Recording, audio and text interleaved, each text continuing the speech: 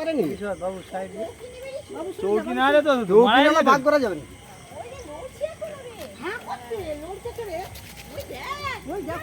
Video করে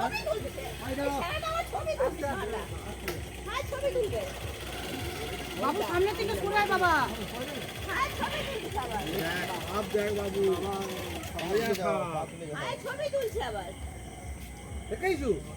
এই মালটাই ঘুরতো এই মালটাই দেখছিলাম, সেই মনে আছে সেই এখানটা বেরোতো। বলতো যে এই মালটাই মার মেরে যে মুখ টুক খেতে পারে কিছু আর নেই।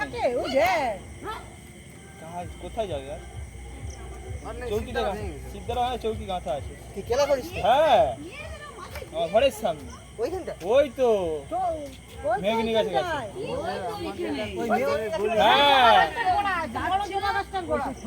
হ্যাঁ